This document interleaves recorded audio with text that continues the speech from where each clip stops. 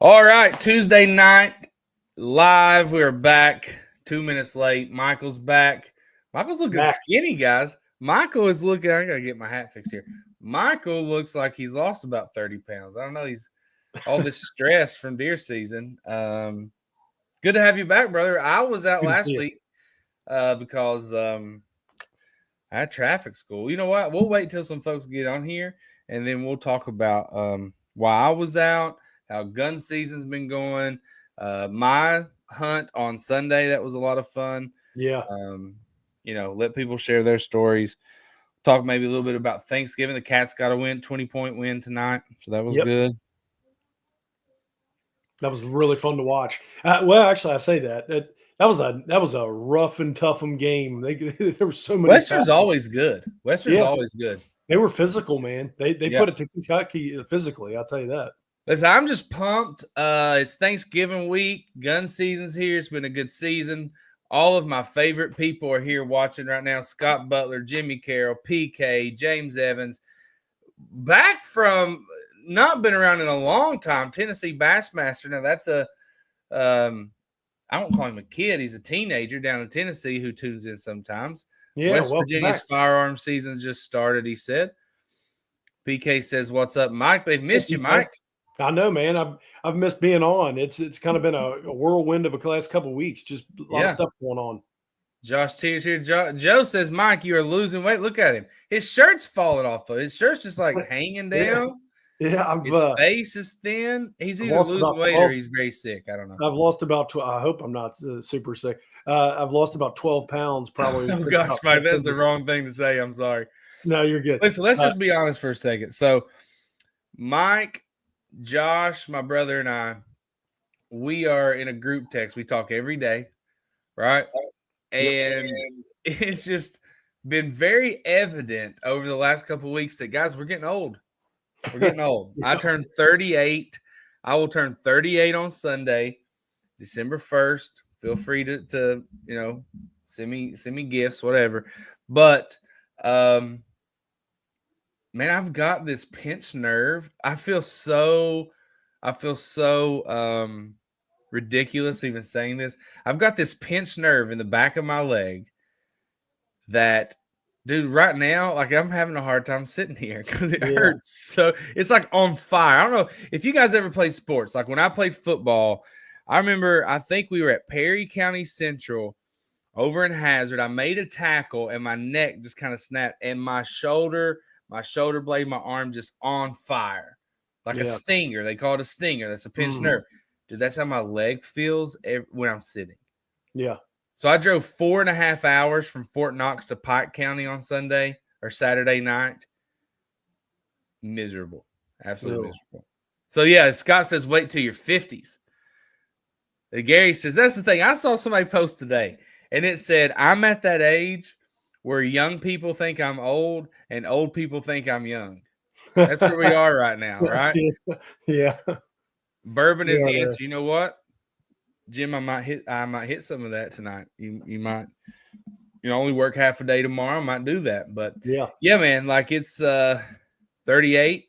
You'll be 38 next year. Yep. March. Josh, my brother's 31, and he's down his back. Yeah. So, I don't know. See, look at that. Gary Kite, he's like the grandpa of the deer camp. He says we're young.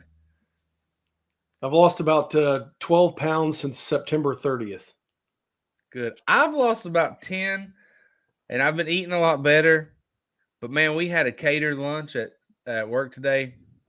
And I just crushed it. Josh Yeah. Teeter's 38. PK's 36. I always think PK's a lot younger. Y'all are still young. Wait till you hit 40. 2 years, Tommy. 2 years, and I'll be there, brother. It ain't slowing down for none of us. Nope. Dustin's like, listen, quit talking about your age, guys. I didn't see a big deer in gun season. Hey, Dustin, they're still there, brother. They're still there. Josh, my brother, all season long, nice 11-pointer come in, just giant, really maybe like a 10 and a 9, just some really nice deer on his property during the rut. None of them, only at night. But guess what happened yesterday? They showed back up. Yep. They showed back up. One. They're still there. And that's what I said when I typed this out. You got to change your tactics.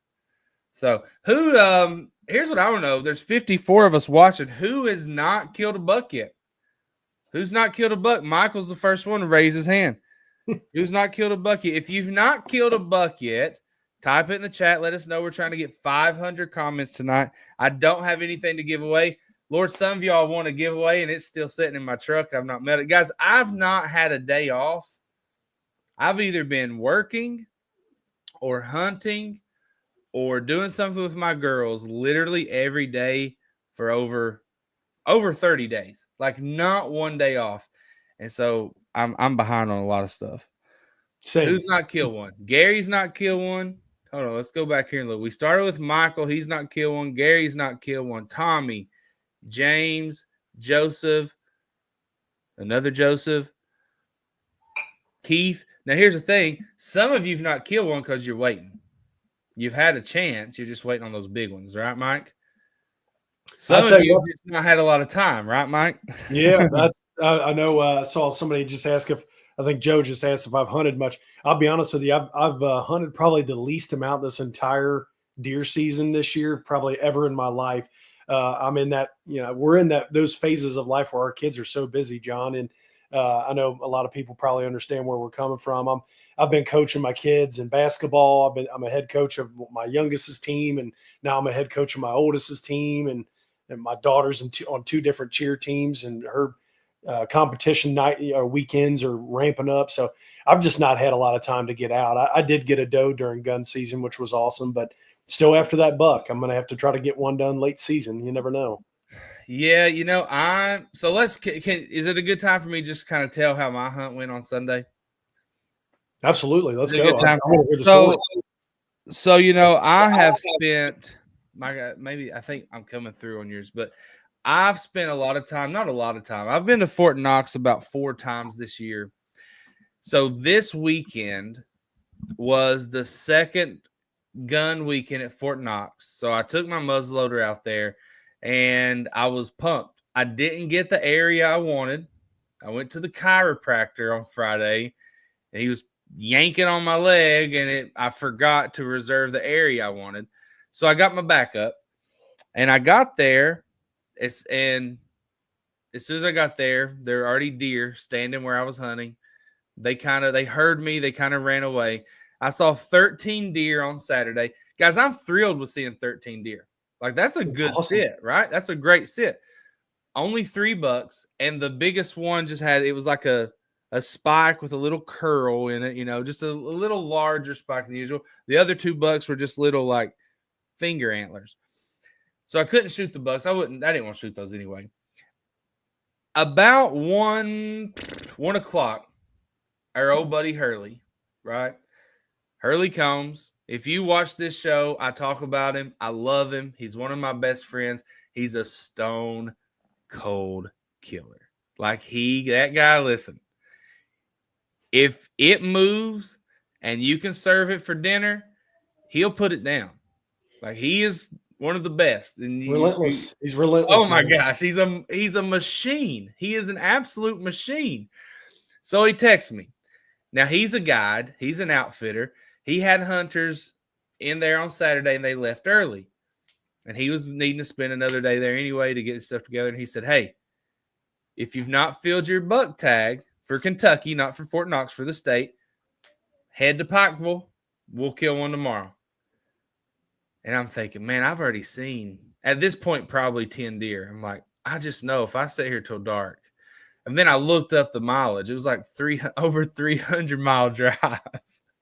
And I was like, gosh, because this is not just, this is like, you got Pikeville, like you go through Pikeville to the other side. Yeah. So I'm like, I know if I go over there, I'm probably going to kill a buck.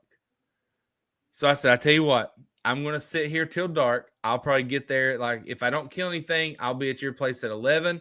If I do kill something, I kill a buck here. Great. I'll just bring it over. We'll gut it there. I'll be there at midnight, right? So it gets about 4:30-ish. I got about an hour left, maybe closer to 5. A doe comes in. I'm like, I'm just going to shoot this doe, throw it in my truck, go to Pike County. Well, I missed. Now, upon further review, one of the screws that holds my scope in there has kind of come out a little bit. Ooh. My scope's a little crooked. Didn't really realize that. I shot it the other day, but I shot pretty close. And I did it in a hurry. And so this was like a 100-yard shot, and I missed. Anyway, I was like, screw it. I missed. I'm going to Pike County. I text Hurley, hey, I'm getting ready to head your way. I leave there right around dark. It's starting to get dark.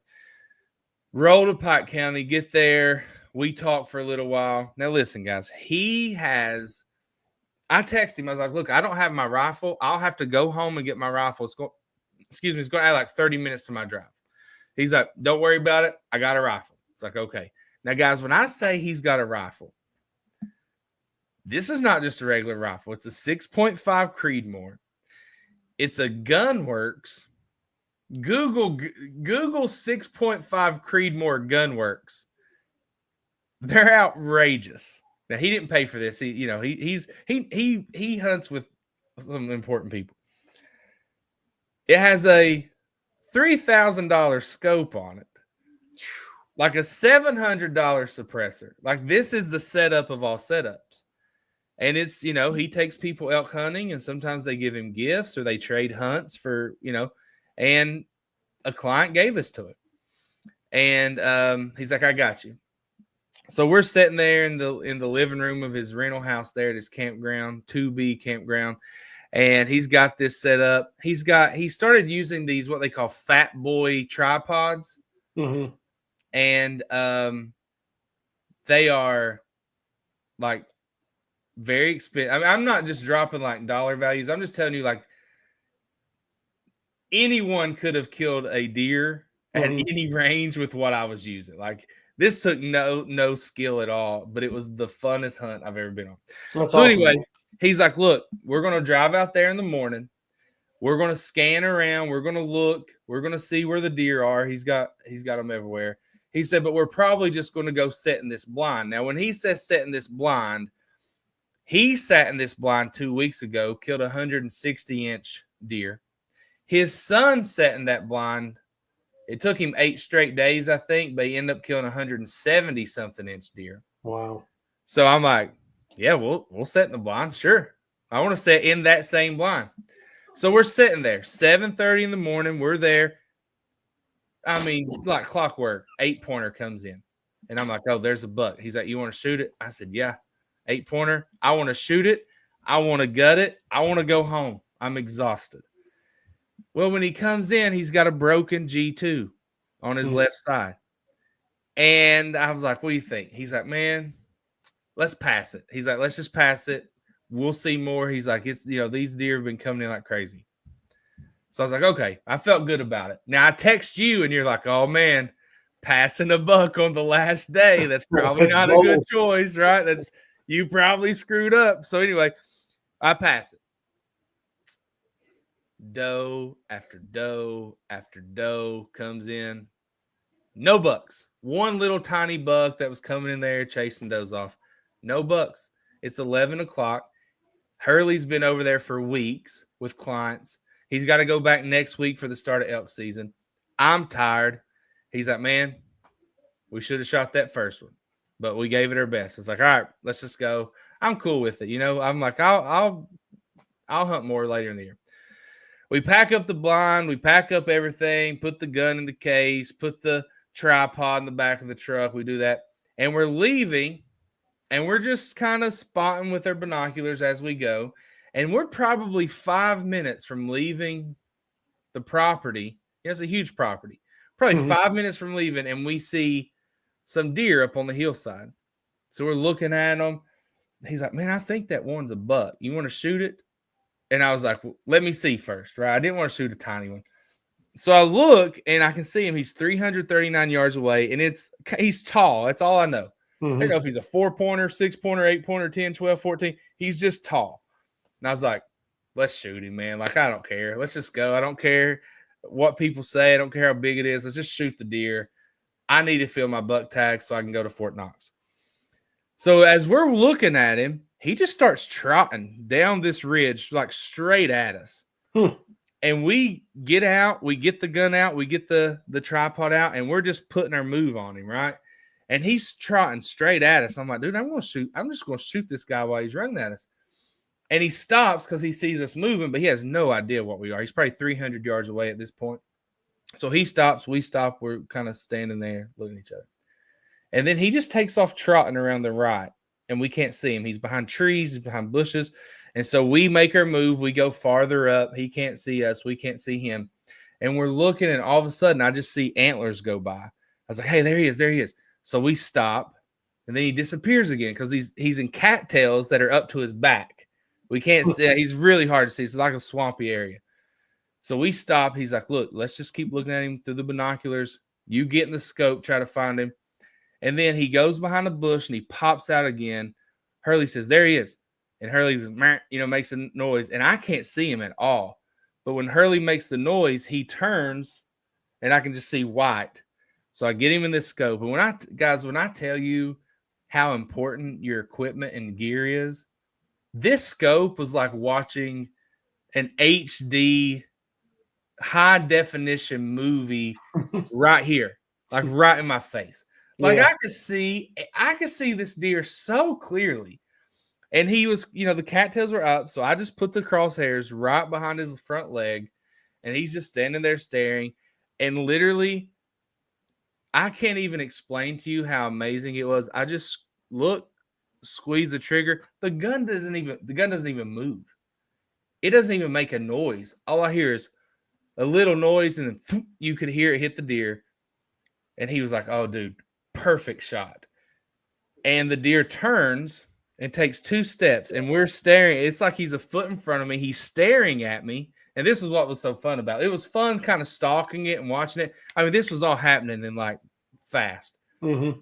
And he turns, and the deer is looking at me, and I'm looking at him like very close up, all the way zoomed in. And I rack another one, and I go to squeeze the trigger. And about the time he just goes and starts to lean. And as he leans, I'm squeezing the trigger, and I hit him. Instead of hitting him dead on, it hits him about 3 inches to my right, his left. And just both of those shots would have killed him. Mm-hmm. But that first one, he stopped dead in his tracks. We celebrated. It was so much fun. It happened so fast. Like we left the blind at 11. He was on the ground at 11:27. That's awesome. That was us driving. That was us finding him. 27 minutes. So we go up there. We find him right where he is. And dude, that gun, it was like straight through the heart. It ruined. His insides were just destroyed from that front shot. The tenderloin I couldn't even keep. Dang it. It was so fun, man. Just being able to do that, like sitting in the blind is what it is.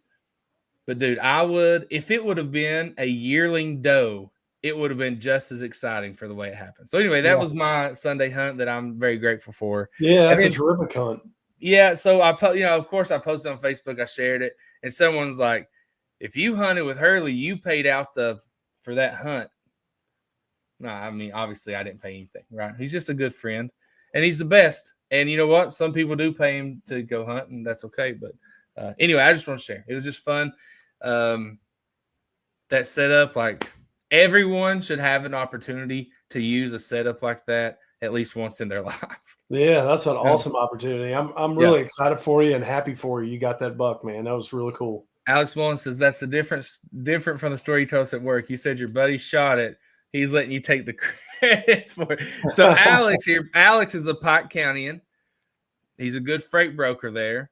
And he's like, what's the most controversial thing I could say in your life tonight? I said, well, you need to get on there and say, why did I shoot such a small buck, and just give me a hard time? But he didn't do what I said. He said, my buddy.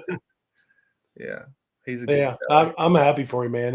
That's a really cool story, and the way it all unfolded. It's awesome. Dude, it was just so fun. You know what's funny about Alex though? He can't stay away. He watches every Tuesday. Look at that. He says he's kidding. Alex doesn't know that there's been people on here try try to talk smack, and everybody in the comments just takes care of him, like takes out the trash. But Alex is a good guy. That's awesome. Yeah, he's a good one. And he says I'm ruined now. No, I'm. You know what? I can't wait. You get your state tag, your buck tag for Kentucky. Yep. And this is the second year I've hunted Fort Knox. So when he was like, "Do you want to shoot this buck?"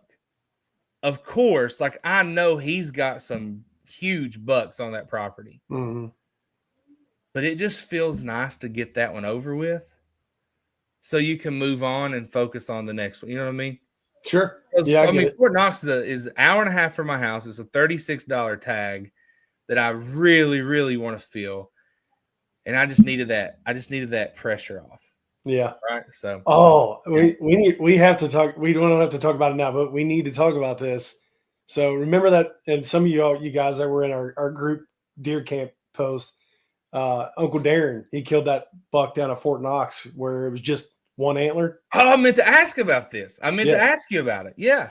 They kind of got on him when he went to check that in. They sort of gave him a little. Okay, so can I share that photo? Yeah.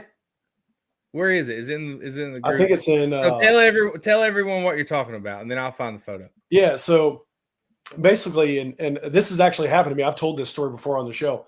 I've been to Fort Knox one time, and I actually the buck I'm talking about is much smaller. But I passed a buck at Fort Knox. At Fort Knox, for anybody that's not aware, they have a 12-inch spread.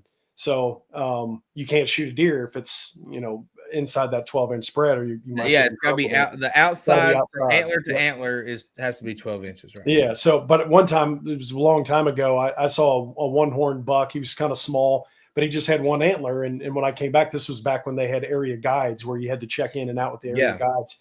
And I went back and they were like, "Did you see any?" And I was like, "Yeah, I passed on a one-horn buck." And the guy's like, "Why didn't you shoot it?" And I said, "Well, I don't know. I didn't know how wide it was, so I didn't shoot."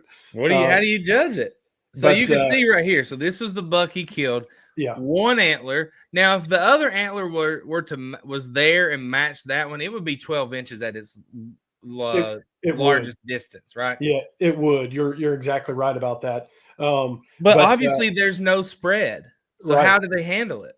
So basically, what happened was when he got back there, they kind of did. They were like, "Hey, there's no way we can measure this deer," and they sort of gave him a little hard time. But when they aged the deer, he came out at 6.5, and they kind of said, "You know what? We're gonna kind of look past that situation, and it's a 6.5-year-old deer. We don't want that deer breeding our does inside there." So I think they ended up being okay with it. But my dad kind of was telling a story to me, and he said they kind of got a little weird about it. So I thought I've told you that before, because you all were like, "Why didn't you shoot that deer that one time?" It's like I didn't know how wide it was. So kind of an interesting story. I'm surprised that they would even say anything to him about it, because that's clearly not a deer that you want running around breeding your does inside Fort Knox. But yeah, my dad told me they got a little funny about it. Well, I talked to a guy. So Friday before I went, let me quit sharing that. Friday before I went, I was shooting my muzzleloader, and my paperwork. Now Tim here says, remember your paperwork and primer. So my paperwork, my gate pass and my license, my tag, my paper had my tags on it, my permits were in my truck. And my daughter was looking at them. I don't know if she dropped them out of my truck or she brought them in the house or I put them in another tote.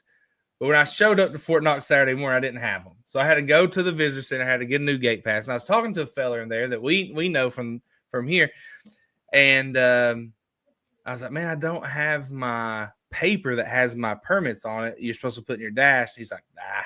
He's like, "Even if they say something, it's just they won't do anything about it."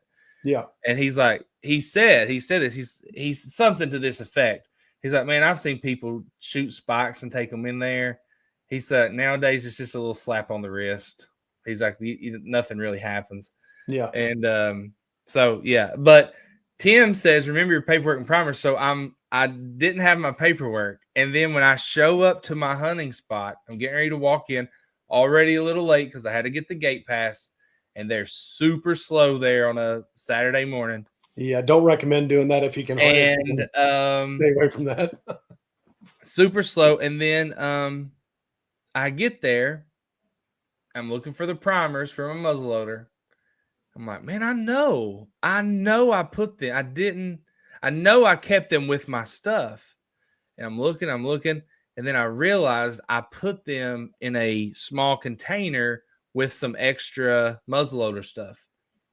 And I never put, and I can remember, I can remember when I packed my truck, like every step I take.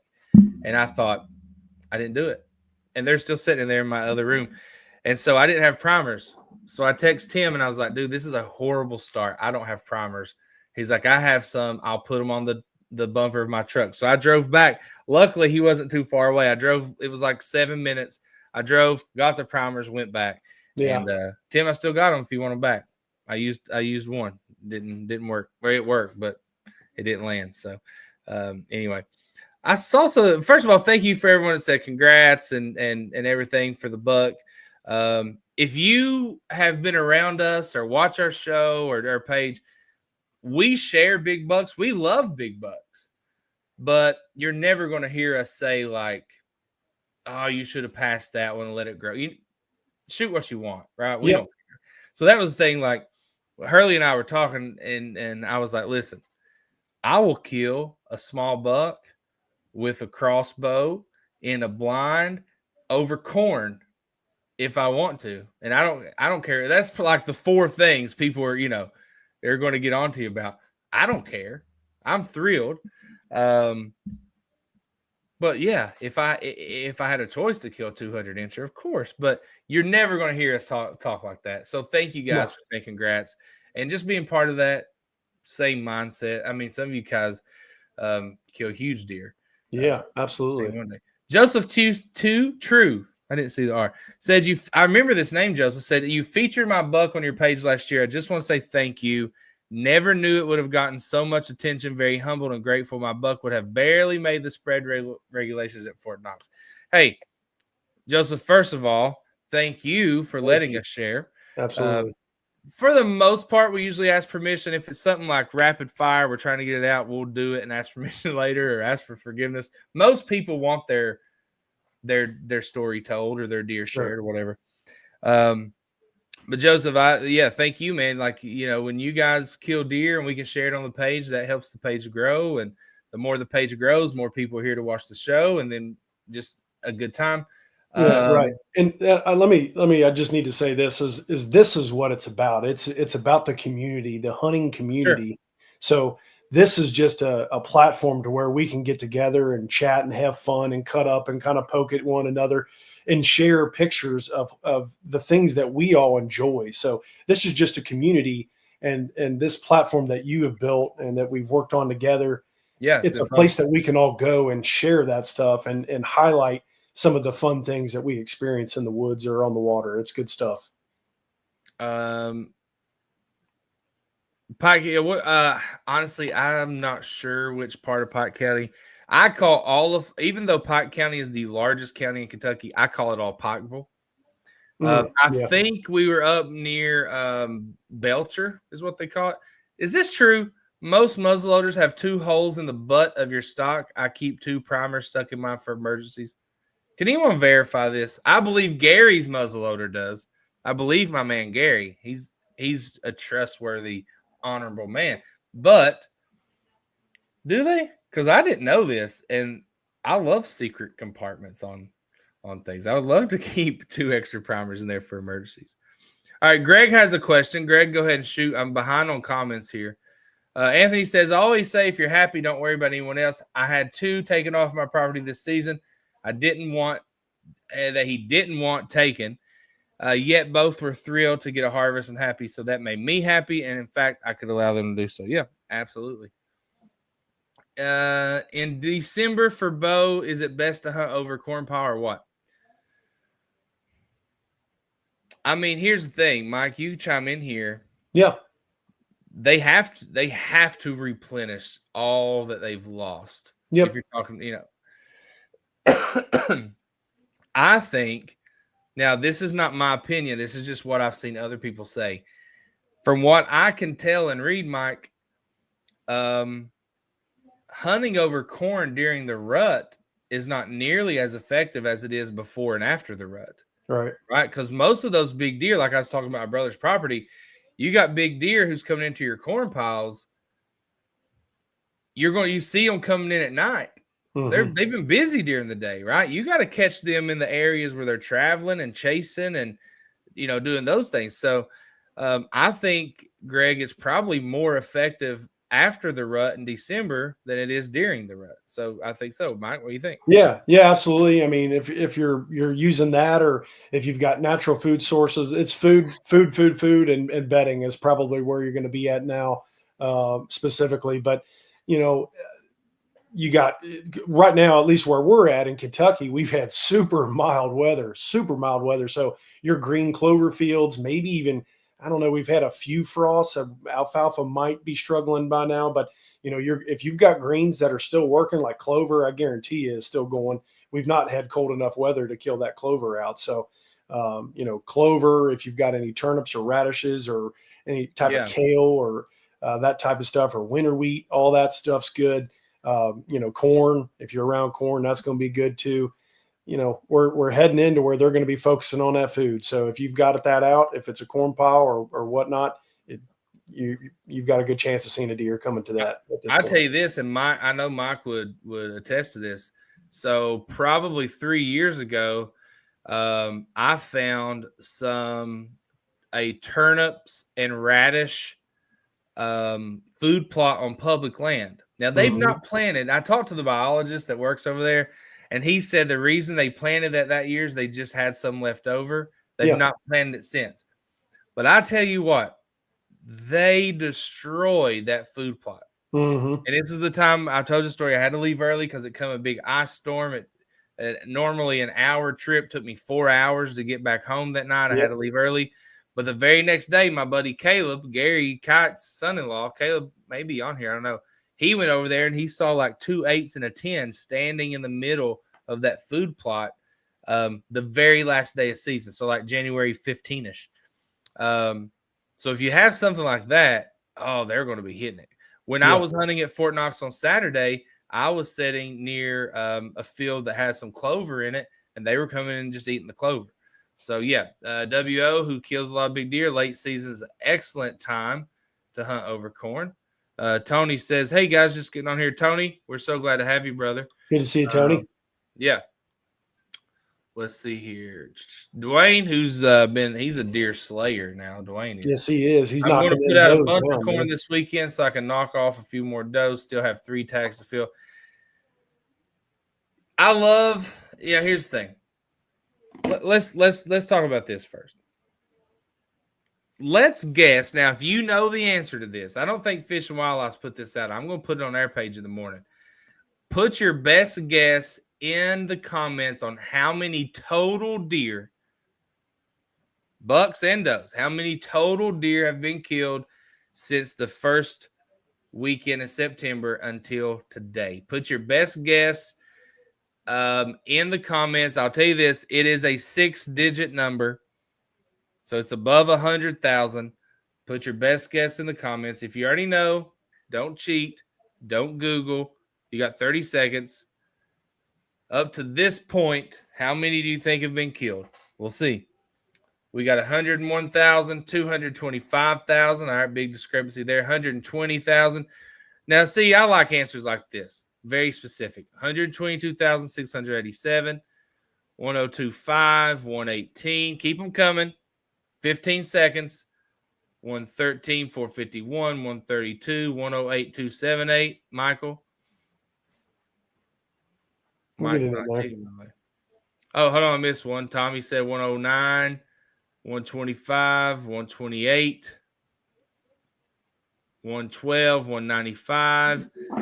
Now, I don't know where we were last year, but the answer is 132,232. Someone said 132,000. That is very close. Firearms, out of 132,000 deer that have been killed, almost 106,000 have been killed with a firearm. That does not include muzzleloader. That picked up quite a bit then. So look, 4,000. How many do you think? Do you think we have more deer killed with a muzzleloader or a crossbow? It's a good question. It's a good question. That is a good question. Yeah. I'm going crossbow. A much longer season. Right. Yeah. You can use a crossbow for long. But it is a crossbow. Yeah. So, yeah, 132,000 deer have been killed in Kentucky. Now, here's what I was getting to. What percentage of those deer do you think are bucks? Yeah, definitely crossbow, guys. It just makes sense. Crossbow season is basically the entire season. I'm going to say 56% are bucks. WO added a doe to that, so 132,233. What percentage of 132,000 are bucks? What do y'all think? So Rob said he saw 70%. Okay. What percentage are male? We should say male, I guess. 46, 63, 68, 78, 56. Now, I'll just tell Jeff Grigsby and Dwayne Best, it's always over 50. Mm-hmm. Gordy, it's always over 50, right? It's actually normally I love studying. I'm kind of a weirdo when it comes to the biology of the final the final statistics of this stuff. Yeah. And I know Alan shared some Missouri data just a little bit ago. Alan's on it, Missouri, man. Yeah, he's really good at that stuff. I geek out at that stuff as well for Kentucky. It's very interesting. Like I said, probably halfway through our gun season, we had only killed about 70,000 deer. So it actually picked quite a bit up. It was a good weekend was a good weekend. This past weekend was a good weekend. I don't know how much higher that number is going to climb. 132,000. We ended at 144. Yeah, we ended at 140, 145ish. It's 61%, 60 point something percent of the deer we killed are bucks. So when somebody like Dwayne says, "Hey, he's killed a big buck this year. He's going to kill 3 more does." Man, we need that so badly. Mm-hmm. We need that. That's like Mike texted me. I told him, I was at Fort Knox. I told him, I'm going to wait. I'm going to wait to shoot one of these does, which I missed. I'm going to wait to shoot one of these does. And he's like, "Why? Shoot them. They want you to shoot them." And I'm like, "Okay, I know that, but I don't want to scatter them yet, Mm-hmm. But yeah, man, 132,000. We just got to kill more does in Kentucky. Now, if you're in Eastern Kentucky, I could have, when I went to Pikeville on Saturday, I was thinking, I would love to go over here, kill a doe, kill a buck, and go home. Then I remembered you can't kill a doe during gun season in Zone 4, which is Eastern Kentucky. So, yeah. Steve, go ahead, Mike. I was just going to say, once we get through some comments, I want to make sure we read some comments out loud, but I would like to pose a question to the group and then get answers in the comments here in a second. And it has to do with kind of the CWD deal and the Fort Knox, what you have to do if you're a hunter at Fort Knox. And what I just want to get some opinions. Let's see if we can help our buddy Steve out here. Now, guys, here's a question Steve has. It feels like this is a real situation he's in. So let's give him some good advice. Mike can weigh in on this. Weigh in on it in the comments. He says, how would you hunt a point where the bedding area is right above it? I feel like I'm pushing them out when I go in. So if you can imagine this, I'm thinking he's hunting a point like of a ridge, right? Is that what you're thinking, Mike? Steve, you can explain some more detail if you want. Hunting the point of the ridge, right above that, I guess. I don't know if it's behind that point or up on the hill. What's so funny? Hurley. Oh, right above that is the bedding area.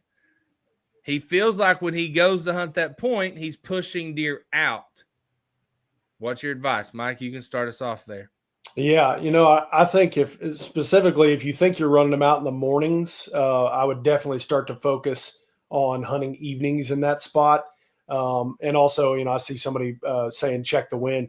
That's definitely, go in and first thing, yeah.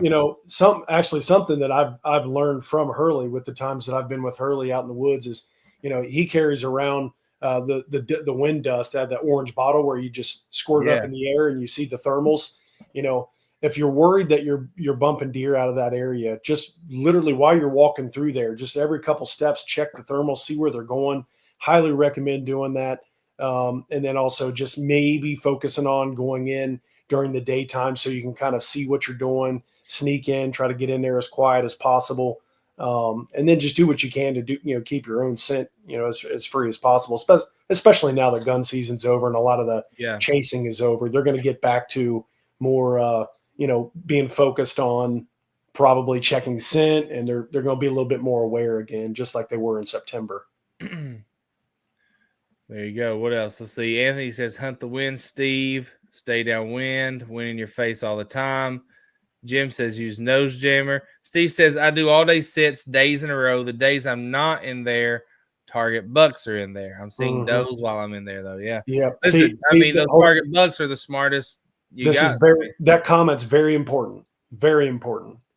And what's happening is those deer, and I was just having this conversation with Tim. Um, just for example, at Fort Knox, because the base is so busy, they throw people, they're going through the bases, they're going through the areas doing trainings during the week and all kinds of stuff. So what happens is those deer have become accustomed to floods of people hitting the woods. So when that happens initially, a lot of times, at least this is my experience at Fort Knox, Saturdays can be a little down because all of those hunters hit the woods on Saturday and there's people running everywhere. And we all do different things, whether we use lights, whether we're noisy, whether we talk loud. We all do different things in the woods. So when that happens, those deer lay low and they find those deer know where those places are. So they lay low. Then a lot of hunters actually leave and do not hunt on Sundays because they got to go home. They got to work on Monday. So they hunt Saturday, leave on Sunday. So things calm down. All of a sudden people start harvesting deer on Sunday. That's just a theory that I have. I've never been able to prove that. But, Steve, what you just said is you hunt. It sounds like you hunt really hard. You might want to start playing, especially late in the season. You might want to start playing the weather correctly. Hit a certain weather day where that temperature is going to drop maybe in the afternoon or something like that. Maybe back off that. You got to hunt when you can. So I don't want to say don't hunt, but in those specific situations, it sounds like if your cameras are getting those bucks when you're not there, that means they know you're in there. So you might want to throw them for a loop, and do something different.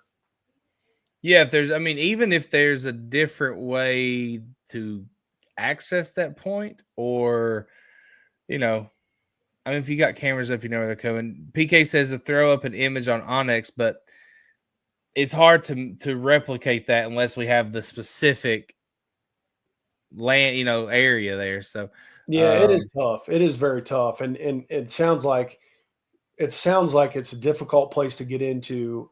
See, this is a good question. Yeah. And then also it's a situation where, if you're hunting hard, you're also seeing when you leave, those deer are coming in. That means they've got you patterned almost, and you might have to just think of doing some things outside the box to kind of trick them a little bit. This is a good question. I didn't understand what Greg was asking at first. Greg said, "How are you going to get out of Fort Knox with the whole deer, John?" I was like, "What's he talking about?" At first, I thought, is it because I said I got a pinched nerve and I can't drag the deer out of there? Because, Greg, there's some truth to that. I mean, Hurley can tell you. I mean, sitting over there, he's like, we would get it there. He's like, man, you want me to get it? Like, you're okay? Like, I'm in pain.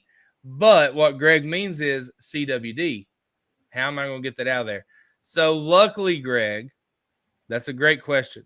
I said I was going to throw it in my truck. Well, you see this fella right there? PK, he's got like a Power Ranger there. He lives 5 minutes from Fort Knox. And PK is a wizard at skinning and processing, carving up that deer. So I was just going to take it to PK's, and we would have had that thing deboned and in a cooler in 15 minutes. Like, he is that good.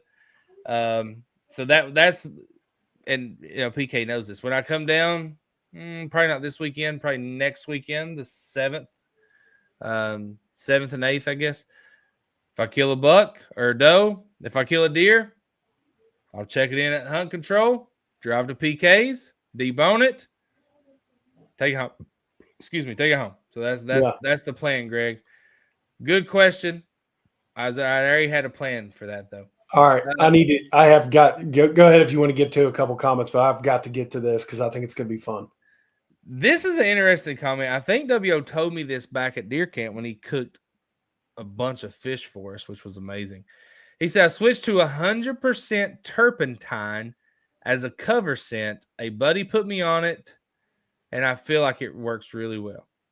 Interesting. What do you think about that? I want to get everyone's feedback on what WO just said. So I guess just a canister of turpentine. Now, WO, what do you do with this? Do you put it on your clothes? How do you apply it to yourself is what I'm wondering. Aren't you wondering that too? You're wondering? Yeah, I am wondering. That's very interesting. Because I feel like wouldn't it have some kind of effect on your clothes? Yeah, I probably wouldn't put it on my clothes. I'd probably put it on like I don't know, little scent patches and I don't know. I'm curious. Tommy, 100% believe this. Last year, they knew the sound of the diesel headed to work so much that I tried to convince my wife to get up and drive to the store early morning when I got in the stand.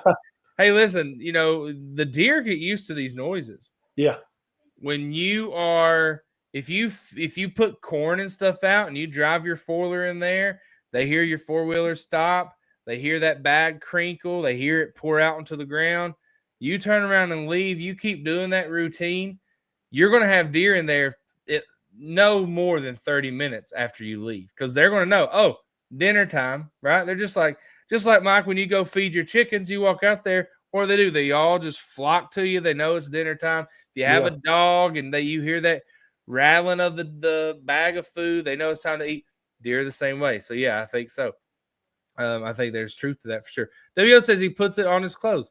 Gary says, does anybody else use vanilla extract for cover scent? Pretty sure that's like the basis of Nose Jammer. Yeah. Nose Jammer smells like vanilla. So, yeah.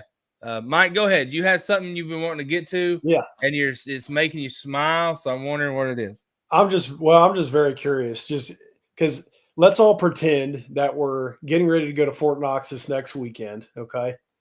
We're all flooding Fort Knox this weekend. Now, Fort Knox, because they're in the new CWD zone of Hardin County, at least that part of Knox. There's other parts. It's also in a couple other little counties, but let's just say you're going to Hardin County. You're hunting in Hardin County, part of Fort Knox.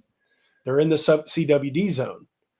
Now, you are not allowed to take a deer outside of the CWD zone. So that means if you harvest a deer at Fort Knox, you have to leave it. You have to either skin it out and do everything there, or you have to find a local processor that is in that area, which means you have to leave the deer and maybe go home and have to come back and pick it up.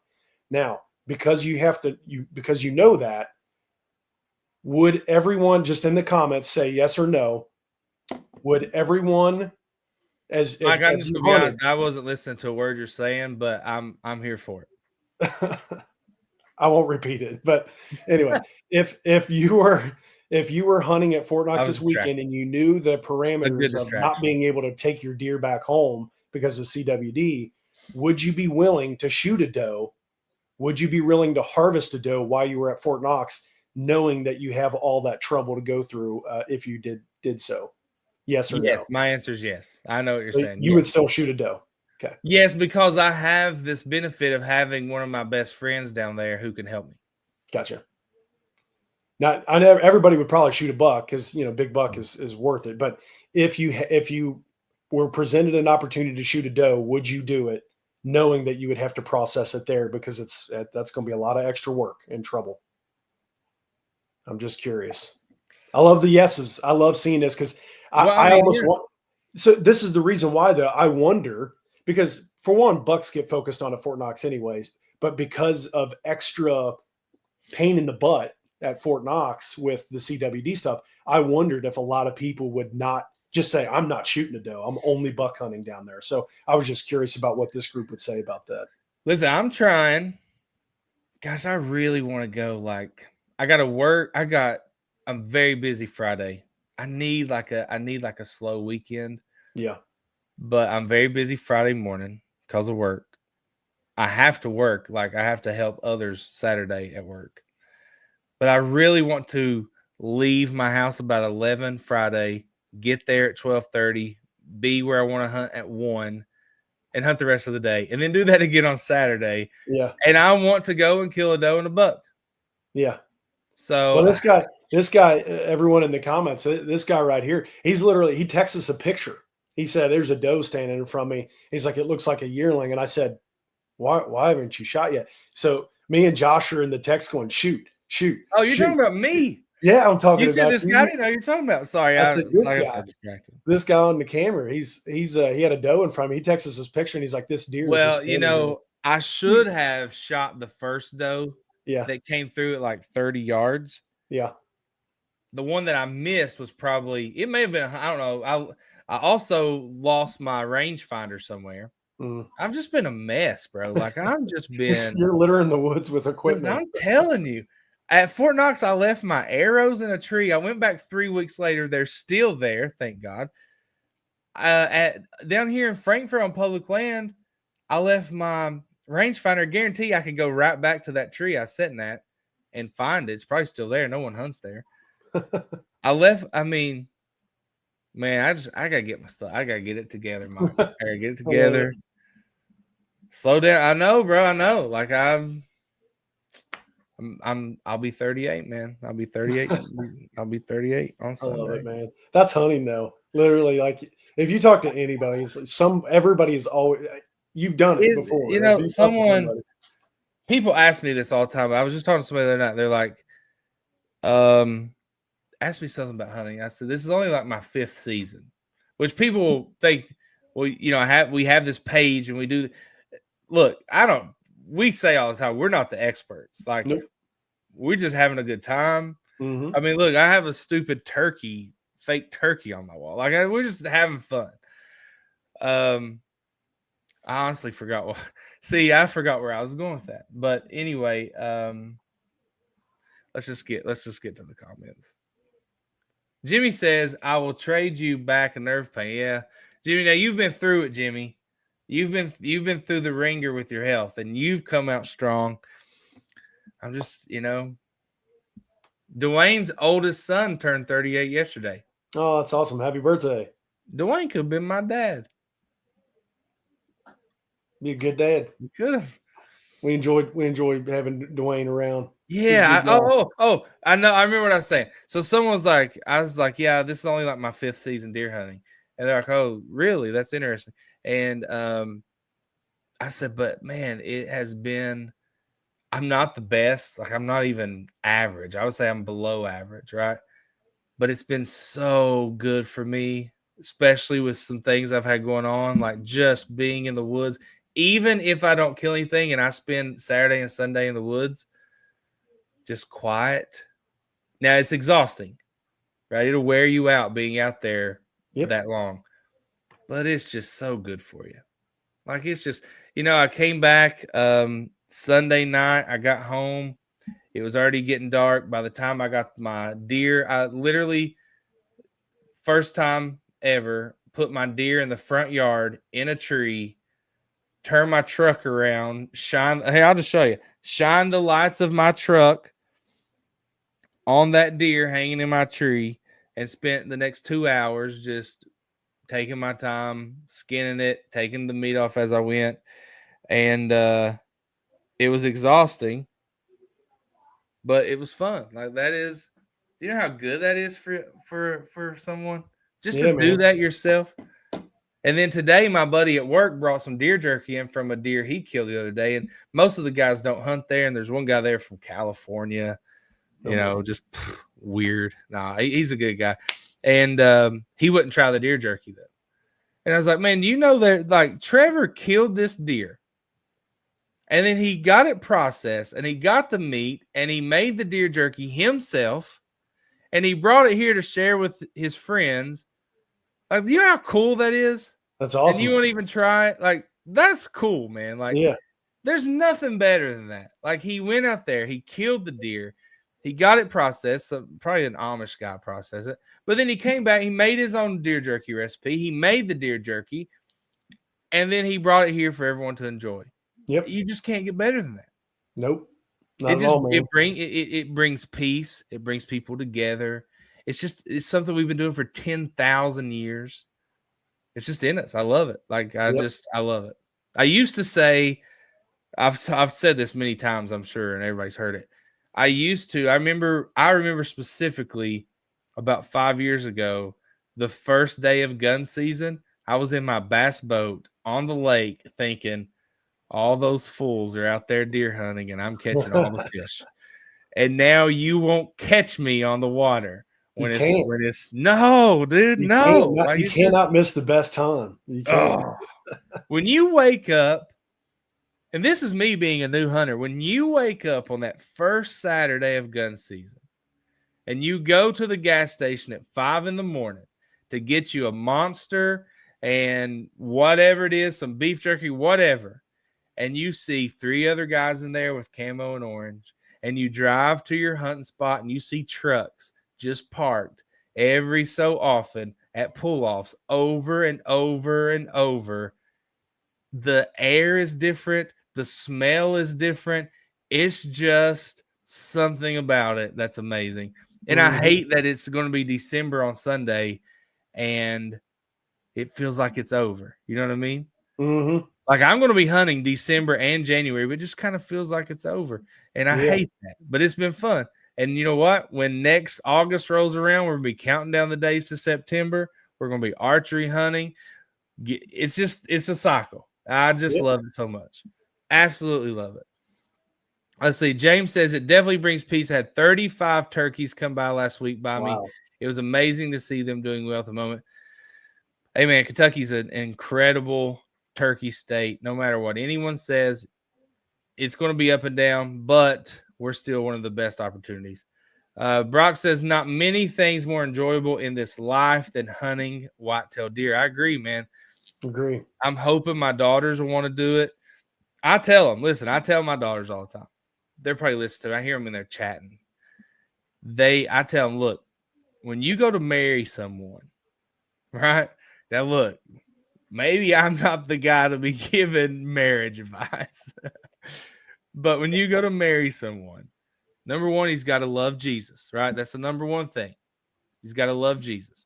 Number two, he's got to have a good job, right? You got to take care of you. You got to have a good job. But number three, he either has to be a hunter or he's willing to start. Because I just think it's important. Yeah.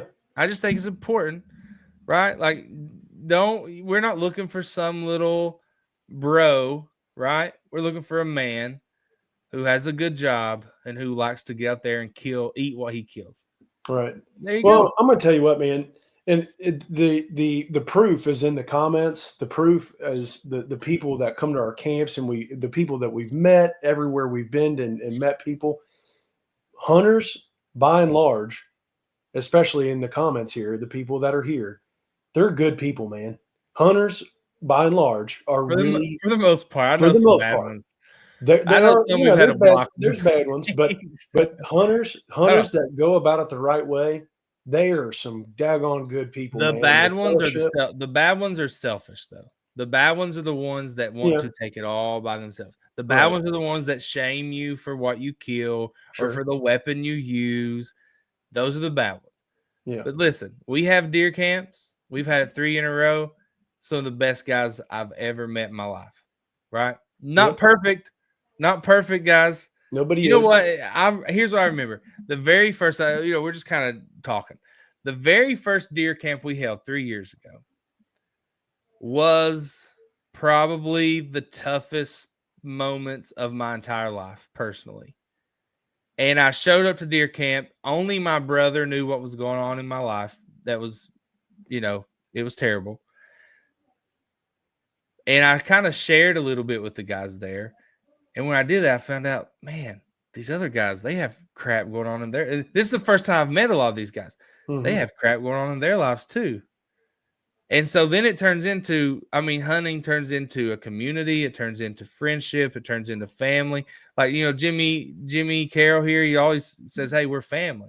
Mm-hmm. Like, that's the best part of it. And that's why, I'm not on the water during gun season. I'm out there, and if I can be out there with friends, I would much rather be out there with friends. Like when I showed up to Fort Knox Saturday, I also forgot my gun case, and your gun has to be in a case, so I had to go to Walmart. Dude, listen, it was a mess. It was a mess. Like I was trying to get the girls to their mom's house and leave, and so I just put my muzzleloader in the back seat, and then, dude, it was a mess. So I go to Walmart. Goodness. I go to Walmart and I see this guy staring at me. There's a group of guys in the hunting section at Walmart. I see a guy staring at me, and I'm like, he obviously knows me for somehow. And he says, "Are you John Stepp?" And I said, "Yeah, I am." And this happens every now and then. Somebody sees a show or something, but he's like, "Yeah, John." Oh, sorry, John. I shook my hand. John Lewis. He's from Harlan. And there was like 5 guys from Harlan right there, and then there was 3 more from Harlan that showed up, and it was like, but they were down there together. And I was the loner. I was by myself. Yeah, but they were there with friends, and we talked, and I told them bye. I had to go to Academy, and my Walmart was out of gun cases. I had to go to Academy, and it was just cool, man. So then, we're trying to. It's not famous. These guys have known me for a long time. But hey, 3rd week of December, I'm trying to get a group to go to Knox together, and it'll be fun. Like we might kill deer, we might not, but guarantee we can kill some does. They're everywhere there. Mm-hmm. But yeah, man, just getting together with the guys and getting there and killing some things and chopping them up and bringing it back and feeding your family. It's cool. It's really cool. It is cool. So it's the best. And doing this right here on Tuesday nights, I've been excited. I didn't. So last week I didn't do this show because if you guys want to know, some of you are disappointed. You were like, "Hey, man, I've been looking forward to this." Well, a few months ago, I got a ticket for turning. This is just a funny story. I turned right at a red light, which 95% of the time is okay. Well, this time it wasn't. I've done it there a million times. I honestly had no idea. Got pulled over, got a ticket. Turning right on red. All right, whatever. Not a big deal. I did it. I texted to my lawyer. "Hey, man, can you take care of this for me?" "Yeah, I got it." I didn't think anything else about it. He's a great lawyer. Then I get a letter in the mail that I missed my court date. And I didn't realize that when you miss your court date for a traffic violation, they suspend your license. So then my license were suspended. And the only way they unsuspended them, I got them reinstated, and they sent me a letter that I had to go to take a traffic course. And it was due last Wednesday. So last Tuesday night, I started it. And I thought it was going to take like 3 or 4 hours. It didn't. It took like an hour. But that's why we didn't have a live. But I'm not turning right on red anymore, so I got the hiccups. And we should be good. Yes, I did pass the class first time. Thank you. Anthony said, "You let us down last week. It was my birthday." Oh, yeah, listen. Anthony's birthday was last week. We still have 45 people watching. We were up to like in the 70s for a minute. Anthony's birthday was last week. Anthony, can we all just wish him a happy belated birthday? Because he has given me a hard time for not going live on his birthday because he wanted to feel good. He wanted everyone to wish him happy birthday. Just give him a little self-esteem, Can we do that? Can we just wish him a happy birthday? Absolutely. Happy birthday, buddy. Next Tuesday, you can wish me one because it's Sunday. Chris said they celebrated his birthday well. Oh, Chris is the guy in the photo that Anthony sent. They were out there sharing a beer, I think. Yeah, but can we just we'll wish Anthony a happy birthday. Look, there you go. Look at all your friends, Anthony. You can go to work tomorrow feeling good about yourself. Gary, Dwayne, PK, Joe. See, he said he needed it. So, Mike, any closing words or thoughts? Any deer pics? I don't think anybody sent me any. I've not really asked for them. Yeah, hey, if y'all just while we're kind of wrapping up here, if you want to send some doe pictures or any type of harvest pictures, let us know. Send us some. Here we got we got a good one right here from our buddy Michael J. Sexton. Michael, are you still on here? He killed this buck on November the 12th. It's a dandy. When I post this here, I want you to see. I want you guys to put in the comments who Michael looks like. Okay. Hold on. No, Good luck, Gordy. I know you're up in Ohio, so good luck, buddy. All right. Why does it do that? There's my. Oh my gosh, it's driving me That's crazy. a dandy. That's a great There's picture. Michael's. Now, who does Michael remind you of? Does he look like anyone? Don't say it out loud, Mike. Yeah, I want people in the comments. Who do you guys think Michael looks like right there? That's a dandy, man. When I pulled this up, I was like, "Hey, I think that's," but it's Michael. Anybody have a guess? Yeah, that's what I thought too. Yeah, Joe nailed it. Yeah, the singer in West Virginia. Yeah, Johnny Mac. Johnny Mac, that's a cool name, Johnny. Yeah, Oliver Anthony. That's who I thought. Michael, I bet you get that all the time too. I bet you get it all the time. That's awesome. Exactly who he looks like. Yeah, that's a dandy. That guy even sing anymore? I don't see him anymore. He had like the anthem for all the working folks, and yep. I guess he's just a one-hit wonder, maybe. Hurley said, "Go back and look at his comment." Oh, here we go. Oh, he wrote a lot now. Let's see. Here's what Hurley said. Oh, Hurley's giving some advice to who was the feller? Not Joseph. Who was the feller that was hunting over the point? Not Rob. Steve. Sorry. Wash your clothes. Bath in some sort of scent-away wash. Use non-scented deodorant. Or don't use deodorant. Don't use all the other generic gimmicks that basically tell all the deer, "Hey, I'm here." Most don't see them because they smell like dog piss. Had one client, I had him rode in back of my truck. I think he poured a bottle of some kind of urine on him.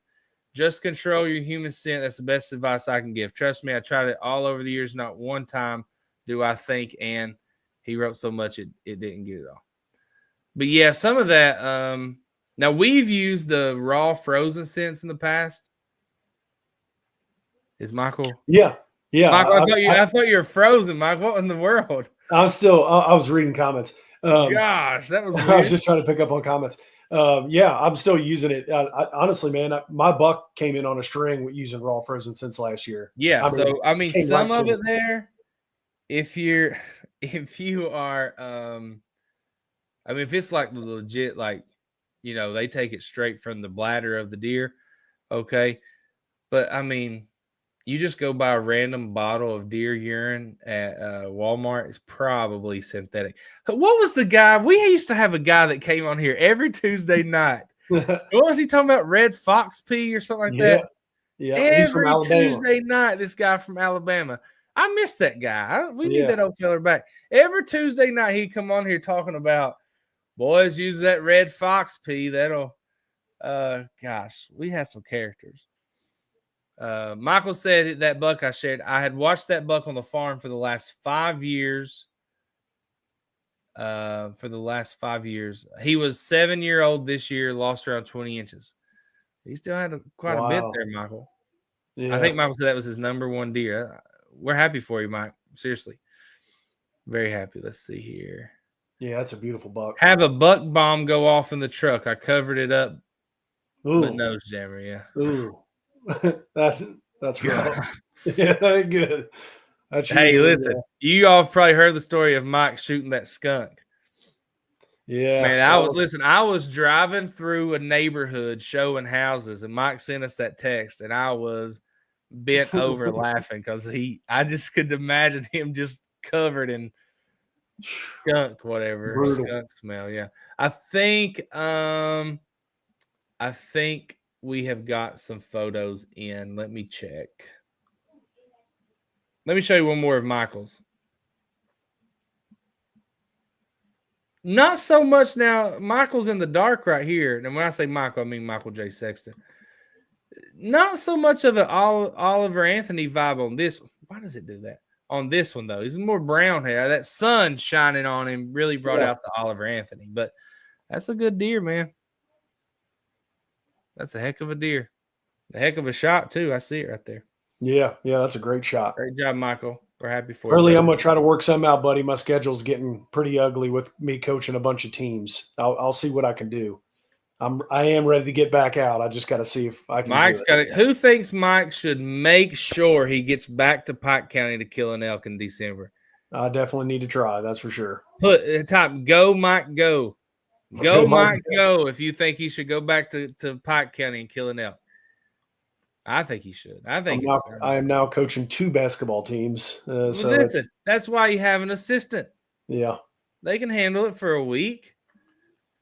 Okay, hold on. I got some pictures here. I'm just going to try to show all these, not at once, but just be patient with me. Mike, go ahead and read some comments while I'm doing this. Yeah, everybody's saying go Mike go, so I got to figure things out. Yes, see, told you. That's what we like. I'll tell you what, man, I'm excited. I know we haven't really brought it up. Yeah, Casey, I get it, man. Priorities, get them straight. I know. Coaching my youngest son's basketball team, and now my oldest I'm coaching his basketball team now. So okay, I'm just going to say this. Now, look, I come from a family that my mom and dad rarely missed a ball game. Right, I remember my mom missed a ball game, and one of the most important games when I was in 6th grade, we played with 2 undefeated teams. We won. We didn't lose a game that year because her dad died. So whatever, she had to miss. Now my daughter plays basketball. I coach her. He's going to have way more games than you have opportunities to kill an elk. You probably won't have another one. 100% true. That's 100% true. Yeah, absolutely. It'll be okay. It'll be okay. But hey, if you can't go, we support you in that too, Mike. Whatever. I get it. It's crazy, man. Steve, I coach boys. Both. I've got a 7-year-old and an 11-year-old, and I'm coaching both of them. Good times. Let's see here. All right. Here's one. Ricky Turner, Harlan County boy. Why is it? That's a great deer too. That's a nice. Listen, man, I'll tell you. Those G3s and G2s. You get over in the mountains. Now, hunting in the mountains is hard. But dude, you're not going to find as many deer there as you do in other places. But dude, there are just brutes. Absolute brutes. Yeah. In those mountains. And I love it. I'm going back tomorrow, actually. Nice. Yeah, actually I was getting ready to bring it. We haven't even really talked about it, but Thanksgiving is Thursday, and I just want to make sure that I say happy Thanksgiving to y'all. Yeah, I had that in my notes. Happy Thanksgiving. And also I want to know what everyone's top 3 Thanksgiving sides were. What are your top 3 Thanksgiving sides? Mike, go ahead. I saw this on TV on ESPN this morning. I was like, that's a good topic for the show. What are your top 3 Thanksgiving sides? Top 3 Thanksgiving sides. So I'm going to have to go with everyone in the comments too. Everybody in the comments got to answer. There's 37. I'm going to have to go with a 7 cheese mac and cheese. So there's 7 different cheeses inside the mac and cheese, and it's phenomenal. That's definitely not a mountains thing. That's a Northern Kentucky, Cincinnati 7 cheese mac and cheese. Go ahead. There's a 7 cheese mac and cheese. It very much replicates, and you're right, it is a Cincinnati thing. It replicates a Jeff Ruby's. So it doesn't taste like Jeff Ruby, but it's close. My wife can still never been to Jeff Ruby's. You need to come up here. Somebody there if they want to go. I don't know. You need to come up here and go to the precinct with me over in Cincinnati. It's a good place. This guy in the picture here, that is Josh Wilson's cousin, his first deer. That's awesome. Congratulations. That's terrific. Awesome. So 7 cheese, mac and cheese. All right. Let's go with some others. Let's see here. Gordy is stuffing all the way. It doesn't get better than stuffing. Do you call it now, Mike? We call it stuffing. Stuffing. You call it dressing? No. No, I don't call it that. I say stuffing. Okay. Mike, what's your second? What's your second? So my second. That's tough. Right. I'll just say there's my aunt makes some green beans with like bacon mixed in. Love that. Oh yeah. They're like pressure cooked green beans with bacon mixed in. It's really good. And I see people saying deviled eggs. I love deviled eggs as well. My mom makes those. Have you seen the thing going on Facebook? They're like, I'd rather eat this than a deviled egg. Not me, man. That's the thing. Like my mom makes the deviled eggs. She puts them in the fridge like the night before. There's like 3 missing when Thanksgiving gets here because I'm eating them. Love Yeah. deviled eggs. Dang, my Do you mom eat, makes when you eat a good deviled bread egg, too. do you like take a bite of half of it, or you just throw it back? Oh, I eat that whole thing, man. Yes, it's not. Yeah, you just do. You guys eat a deviled egg like one bite, two bites? You just throw. I throw No. it back. Yeah, That's I what you throw gotta it do. back. The It's too whole messy. just It's down the too gullet. messy The if you whole thing. don't. Yeah, I don't like cold things in my teeth. Let's see what we got here. Um, Casey says Bush Light, deviled eggs, and taters. I can confirm he likes a lot of Bush Light. He was at turkey camp. It's confirmed. Broccoli. Now look, if broccoli casserole is done right, guys, it's hard to beat. But I've also had some that's awful. So I'm going to believe Johnny Mack probably knows how to either know someone who can make a good broccoli casserole, or he can. Rob That's a good. says, "Oh, it's a good one." Yeah. Rob says mac and cheese, broccoli casserole, or deviled eggs. Like, Yep. hard to beat that trio. Green beans. Now green bean casserole. I'm just not a fan. I like green beans. I don't like the green bean casserole. Mashed potatoes with gravy, deviled eggs, Good stuff. mashed potatoes, dressing, green beans, smoked deviled eggs, mac and all the cheese, and broccoli salad. Okay. Yeah.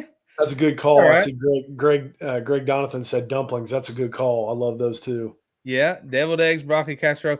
Looks like broccoli casseroles. I mean, it's up there for a lot of people. Yeah. Baked beans. I like some good baked beans. I don't think we really ever have them at Thanksgiving.